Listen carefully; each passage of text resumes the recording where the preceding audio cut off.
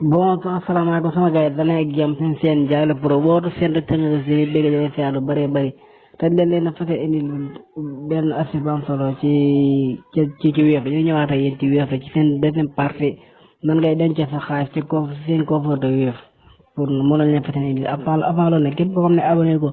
na nga abonné partage like la vidéo maximum de partage let's go ma mën leen après da nga ñëw ñi sa compte Wave boo ñëwee ci Wave nii après nga xam ubbeeku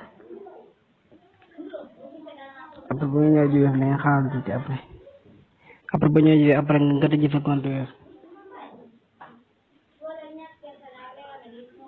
après nga tëj sa compte Wave boo ñëwee après da ngay ñëw fii ñu la bindal coffre fii ngi bis nga cliquer ko boo cliquer après boo ñëwee exemple fii ñu la bindal garde fii la bindal garde fii ngay bës soo bësee nii après da ngay ñëw nga bindi nga bës garde boo bësee garde nii encore boo bësee garde fii après da ngay ñëw fii nga def montant bi nga bëgg a def exemple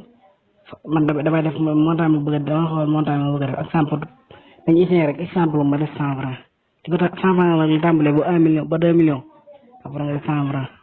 après nga bës garde boo bëtee après boo fekkee da nga fekkee bëggoo ko def bëggoo ñëw def dat nga xam ne bu la neexee nga def ko ci léegi retiré ko léegi fekkee bëggoo ci bu fekkee da nga cee bëgg a def dat nag da nga ñëw fii ñu la bindal boole ko votre coffre après nga cliqué ko boo cliqué après nga ñëw fii nga ñëw ñu fi bi la choisir les dates après nga ñëw nga ba choisir boo neexee nga def ko demee moo tax demee comme ça exemple boo ko defoon tey jii suba rek nga ko mën a jox suba ci heure ba nga ko dugaloon exemple bu neex tamit nga def ko une semaine une semaine bi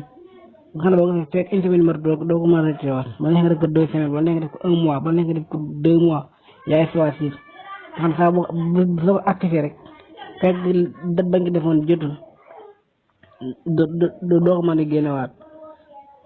te boo ko bëggee retiré waat encore boo ko bëggee retiré waat man ñu lañ ma wan ne mais boo ko bëggee retiré waat na ngay def après boo ko bëggee retiré waat da ngay tourné waat da ngay retourné da ngay boo duggee ci sa coffre nii après da nga ñëw fi ñu bindal récupérer bi après nga koy cliquer boo cliquer rek après nga xool li nga bëgg a récupérer après nga mu xool 100 francs laa defoon après ma bës nii récupérer gis nga ko xam nga ñëwaat na mi ngi nii transfert dépôt coffre 30 mai nga xam ne bii maa dépôt woon 100 francs yéegal la 13h24 après bii mu ñëwaat 13h26 gis nga ko mu ngi nii le 30 mai 100 francs yi ma dépôt woon 0 francs instant bi kon sama gars yi loolu noonu rek lañ koy dépôt noonu lañ ko retiré te di leen jox di